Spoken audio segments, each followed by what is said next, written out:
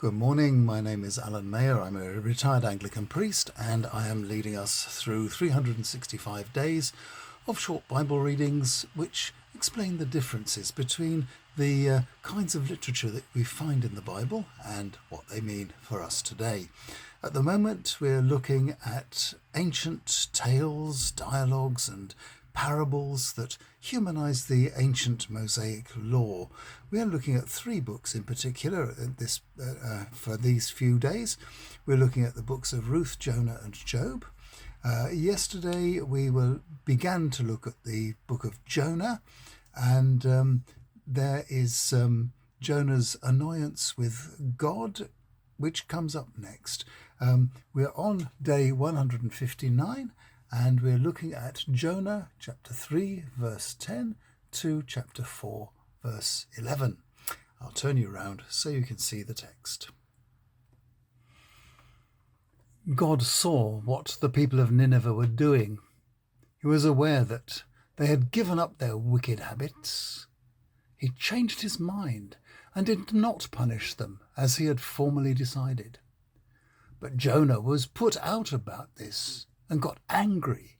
He prayed, "Yahweh, didn't I predict before I left home that this is what you would do? That's the very reason I tried my hardest to run off to Spain. I knew you were a loving and merciful God, always patient and kind, always ready to change your mind and not punish. Now, Yahweh, let me die. I'm better off dead than alive." Yahweh answered, "You haven't the right to be angry with me." Jonah left the city and went east, where he sat down and made a temporary camp for himself. He sat in its shade and waited to see what would happen to Nineveh. Then Yahweh God made a plant to grow up over Jonah to shade him some more and make him comfortable. Jonah was delighted with the plant, but at dawn the next day, as God commanded, the plant was attacked by a worm and died. And after sunrise, God sent a hot east wind. Jonah was about to faint from the sun's heat beating down on his head, and he wished he was dead. "I'd be better off dead than alive," he said. But God said to him, "Do you have any right to be cross about the plant?" Jonah answered, "I've every right to be angry enough to die."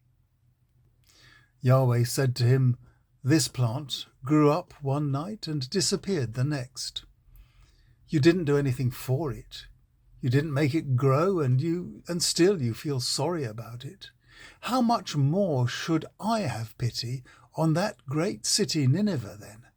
After all, it has more than 120,000 innocents in it, as well as many animals." Here in the book of Jonah, we have a writer writing at a time when the policies of an ultra-conservative, religious and racist leadership have the upper hand amongst the returned exiles and their descendants. They were being taught that foreigners are beyond God's grace. In these last few verses, our writer is trying to get under the skin of these leaders to see what it is that's driving them. The writer uses their mindset for Jonah's character. He is an angry man. He is angry at his own success in converting these disgusting foreigners. He is angry with God for sending him here. He is angry with himself for having obeyed the divine imperative to come and preach. But because he is powerless to express his anger outwardly, it turns into a suicidal depression. He says bitterly, "I knew you were loving and merciful God, always patient and kind, always ready to change your mind and not punish. Now, Yahweh, let me die. I'm better off dead than alive." And now, in a dark mood, he sets off eastwards, just a little farther away from Jerusalem, and therefore in his mind a little farther from God. But not really.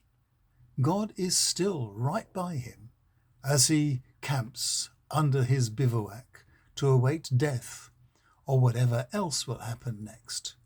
And there the story leaves him. What does happen next is that God has the last word. Or does he? The ending is inconclusive, and Jonah remains unconvinced. The writer has little hope that such bitter people will ever change. God allows Jonah the blessing of a plant to shade him from the intense glare of the sun, and he sits dejectedly waiting for his or Nineveh's fate to be revealed. But the plant is ephemeral, and by the next morning it is dead. And Jonah is still feeling that he has had enough. God points out to Jonah that the plant was an unasked for gift that Jonah has done nothing to nurture, and yet he had feelings about it. And then God asks Jonah why he, God, should not care about great Nineveh with all its inhabitants and their animals. But Jonah would rather have an angry God than the real, loving and merciful one. And there are still religious conservatives in all religions today who concentrate on differences and strict interpretations to scare people into conformity. If only they knew what a dead end this attitude proved for Jonah, whose sad and disappointed last words were, "I'd be better off dead than alive." Tomorrow we shall enjoy meeting Job for the first time, and we shall begin to see the sad story of his misfortunes. So I'll see you tomorrow.